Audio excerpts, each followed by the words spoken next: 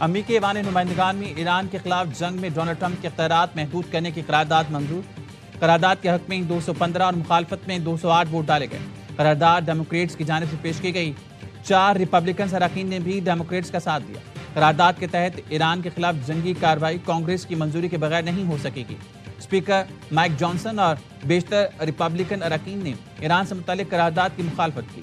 Chairman خارجہ امور committee Brian مسک نے قرارداد پر ووٹنگ کو غیر ضروری اقدام قرار دیا۔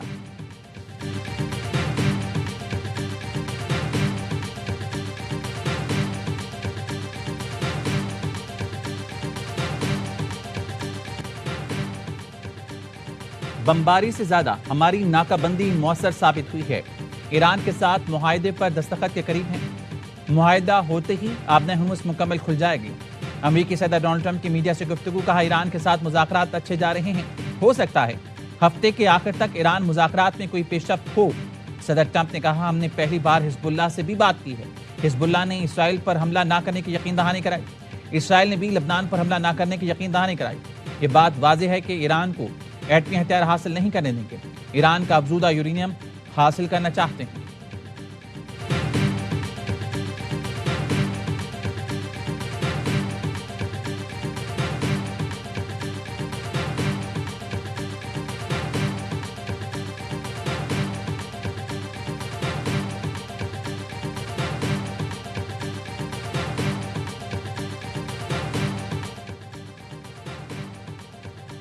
پیپلز پارٹی اور حکومت کے درمیان بجٹ پر ڈیڈ لاک۔ بلاول بھٹو نے پارٹی کی کمیٹی کو بجٹ پر حتمی فیصلے سے روک دیا۔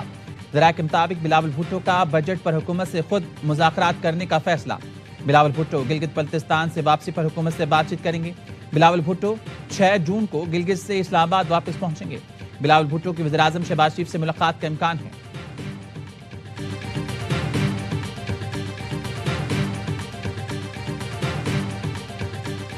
18ویں ترمیم نے صوبے کو جو اختیار دیے ہیں، میں وہ دن دیکھنا چاہتا ہوں جب یہ آئینی تحفظ میرا گلگت بلتستان کو دیا جائے گا۔ کوئی آپ کو تحفہ میں یا پلیٹ پہ حقوق نہیں دلواتے۔ آپ نے ہمیشہ اپنا حق کے لیے جد و جہد کرنا پڑتا ہے۔ کوئی بھی پلیٹ میں رکھ کر آپ کو حقوق نہیں دے گا۔ گلگت بلتستان مضبوط ہوگا تو اسلام آباد کو فائدہ ہوگا۔ جی بی کو 18ویں ترمیم جیسے اختیارات دلواؤں گا۔ بلاول بھٹو کا 40واں خطاب، کہا وزیراعظم سے درخواست ہے جلد از جلد دیامر بھاشا ڈیم کو مکمل کریں۔ کچھ جماعتوں کے لوگ کہتے ہیں ہم نے وہ کیا یہ کیا، انہیں بتانا چاہتا ہوں کہ ٹرین میٹرو وغیرہ سب آصف علی زرداری کی وجہ سے ہے۔ آصف زرداری سی پیک نہیں لاتے تو آپ میٹرو نہیں چلا سکتے تھے، 18ویں ترمیم نہ کرتے تو یہ موٹر وے وغیرہ نہیں بنا سکتے تھے۔ تمہارے ایبسلیوٹلی ناٹ سے پہلے ایک صدر نے لات مار کر غیر ملکی اڈے بند کرائے تھے۔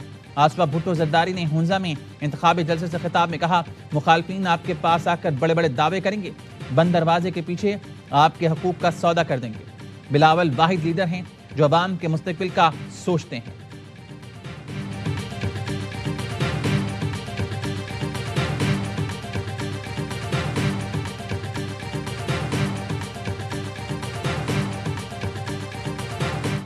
اسلام آباد مانے گا نہیں تب تک نہ گلگت بلتستان ترقی کرے گا، نہ اسلام آباد ترقی کرے گا۔ وہ اپنی تقریر میں جو وہ تانا پرائم منسٹر کو یا اسلام آباد کو دے رہے ہیں، اگر کراچی کو سامنے رکھا جائے تو وہ ساری چیزیں وہ ان کی طرف آتی ہیں۔ 18ویں ترمیم یہاں پہ صوبوں کو کچھ اختیارات دیتی ہے، وہاں پہ کچھ ذمہ داریاں بھی ہیں۔ وہاں پہ جا کے صرف تقریر کرنے سے تو فنڈز میں اضافہ نہیں ہو جائے گا۔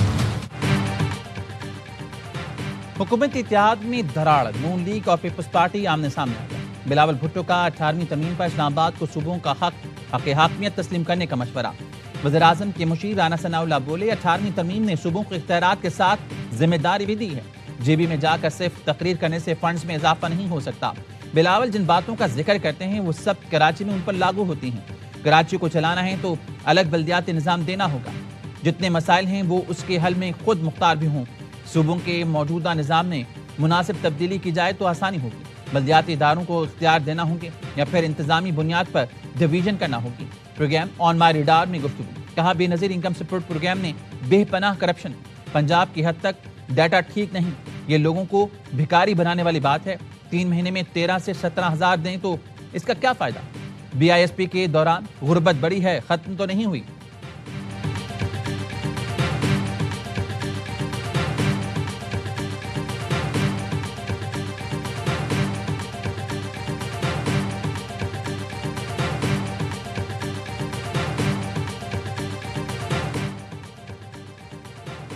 اسحاق ڈار اور پیپلز پارٹی وفد نے ملاقات، بجٹ پر اختلافات برقرار، پیپلز پارٹی اور حکومت کی ملاقات میں پیش رفت نہ ہو سکی۔ ذرائع کا کہنا ہے معاملہ سینئر قیادت کی سطح پر زیر بحث آئے گا۔ اسحاق ڈار بلاول بھٹو اور آصف زرداری سے ملاقات کریں گے۔ پیپلز پارٹی اور حکومتی سینئر قیادت میں اگلے 2 روز میں ایک اور ملاقات متوقع ہے۔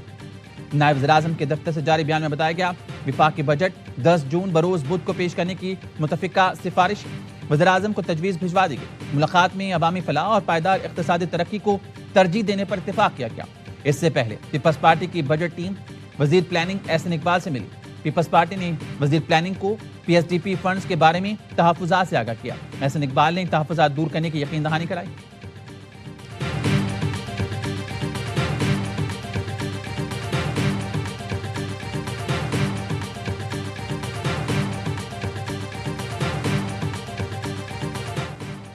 وفاقی بجٹ 10 جون کو پیش کریں گے، پوری کوشش ہے کوئی نیا ٹیکس نہ لگایا جائے۔ وزیر خزانہ محمد اورنگزیب کی یقین دہانی، کہا IMF اتحادی حکومت اور سٹیک ہولڈرز کو ساتھ لے کر چلنا ہے۔ انفورسمنٹ اور ٹیکس نیٹ وسیع کر کے ٹیکس وصولی میں بہتری لائی جائے گی۔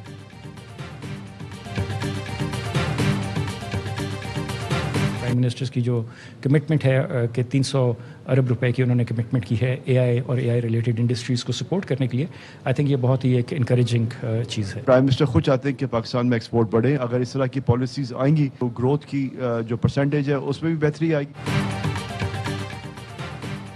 بجٹ میں عوام کو ریلیف دینے کے لیے اقدامات کریں ہیں۔ کاروبار دوست پالیسی سے ملک کی معیشت مستحکم اور بیرونی سرمایہ کاروں کا اعتماد بحال ہوا۔ ایسی صنعتوں کے فروغ کے لیے کوششیں ہیں جن سے ملک کی پیداوار بڑھے۔ وزیر اعظم کی معروف صنعت کاروں اور ممتاز کاروباری شخصیات سے ملاقات میں گفتگو، کہا حکومت اور نجی شعبے کی مضبوط شراکت داری معاشی ترقی کی ضمانت ہے۔ پاکستان ریلوے کے ترقیاتی منصوبوں سے متعلق اجلاس میں کہا، ریلوے کے میگا منصوبوں کے لیے بجٹ فراہمی یقینی بنائی جائے گی۔ تمام جاری منصوبوں میں عالمی معیار، انتظامی شفافیت اور کارکردگی کو یقینی بنانا اولین ترجیح ہے۔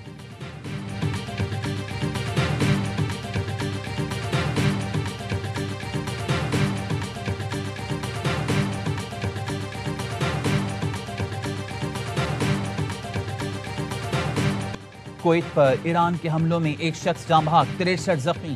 کویتی وزارت خارجہ نے تصدیق کر دی، ایئرپورٹ پر ایمرجنسی نافذ۔ کویتی فوج کا کہنا ہے کہ ایران نے کویت انٹرنیشنل ایئرپورٹ سمیت سویلین اور اہم تنصیبات کو نشانہ بنایا۔ ان حملوں کے نتیجے میں ایک بھارتی شہری مارا گیا۔ ایران کی جانب سے فائر کیے گئے 13 بیلسٹک میزائل اور 17 ڈرون کو ٹریک کر کے فضا میں ہی تباہ کر دیا گیا۔ تباہ شدہ میزائلوں اور ڈرونز کا ملبہ مختلف رہائشی علاقوں میں گرا۔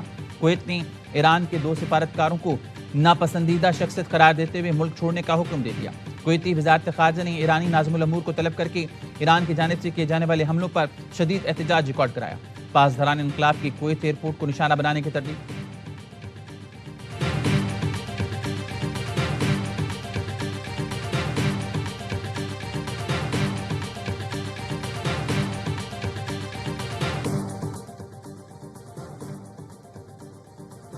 بحرین کی فوج کا ایرانی حملے ناکام بنانے کا دعویٰ، بتایا میزائلوں اور ڈرون حملوں کا ہدف شہری تنصیبات ہیں۔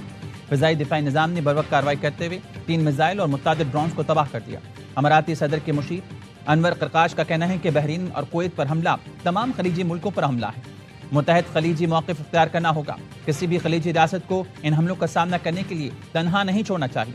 خلیجی ملکوں کی سلامتی ایک دوسرے سے جڑی ہے، ان کے مفادات مشترک اور مقتدر ہیں۔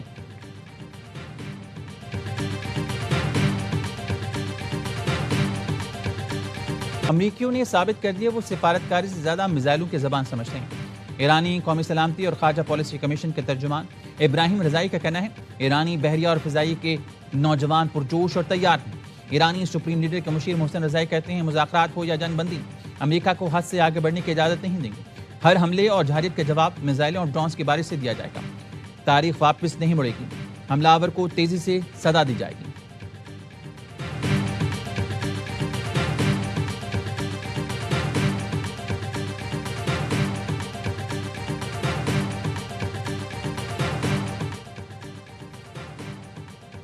امریکہ اور ایران کے درمیان دوبارہ کشیدگی پر چین کا شدید تشویش کا اظہار، فریقین سے جنگ بندی برقرار رکھنے کا مطالبہ۔ چینی وزارت خارجہ کے ترجمان نے کہا کہ ایران میں دوبارہ جنگ کسی بھی فریق کے مفاد میں نہیں، تہران اور واشنگٹن کو چاہیے وہ بات چیت جاری رکھیں، کسی ایسی کارروائی سے گریز کریں جو صورتحال کو دوبارہ کشیدہ بنا سکتی ہو۔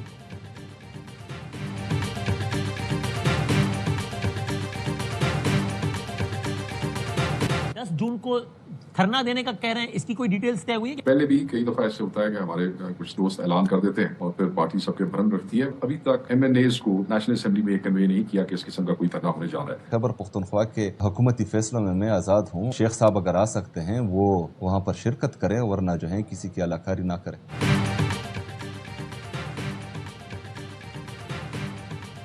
10 جون کو PTI پارلیمنٹ کے سامنے دھرنا دے گی یا نہیں؟ سہیل آفریدی اور شیخ وقاص اکرم آمنے سامنے آ گئے۔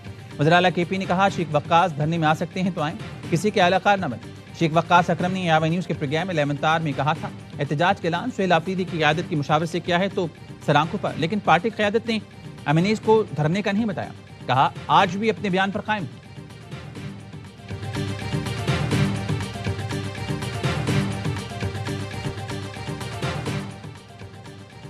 PI کی جدہ سے کراچی کی پرواز نے 17 گھنٹے تاخیر کے بعد اڑان بھر لی۔ ذرائع کے مطابق حج پرواز PK860 میں 393 حجاج کرام سوار ہیں۔ گرمی اور شدید حبس کی وجہ سے حجاج کرام کو شدید پریشانی کا سامنا رہا۔ PI کا بوئنگ طیارہ 777 ایک ماہ سے مینٹیننس کے لیے ہینگر میں کھڑا ہوا تھا۔ PIA انجینئرز نے ٹیسٹ فلائنگ کے ساتھ دوبارہ چیکنگ کے بغیر طیارہ حجاج کرام کو لینے جدہ بھیج دیا۔ حجاج کرام کو جہاز میں بٹھایا گیا تو ایئر کنڈیشننگ سسٹم نے کام کرنا چھوڑ دیا۔ حجاج کرام حبس اور گرمی میں جہاز میں ہی بیٹھے رہے، احتجاج بھی کیا۔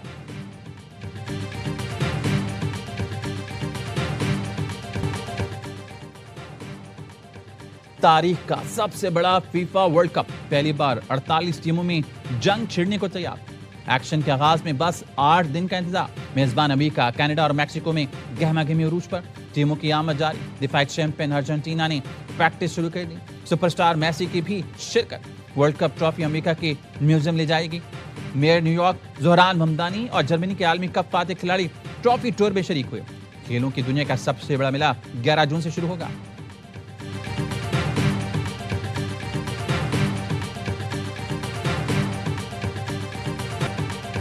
فیفا ورلڈ کپ کی آمد، پاکستان کے منی برازیل میں رونق لوٹ آئی۔ کراچی کا علاقہ لیاری فیفا ورلڈ کپ 2026 کے استقبال کے لیے تیار۔ محلہ علی محمد کی دیواروں پر دلفریب رنگ، فٹ بال لورز کے چہروں پر مسکراہٹ اور جوش 7ویں آسمان پر۔ برازیل کا ہے اول نمبر۔ ارجنٹائن اور پرتگال کے چاہنے والوں کی تعداد بھی کم نہیں، نوجوان اپنے اسٹارز کی جرسیوں میں دکھائی دے رہی ہیں۔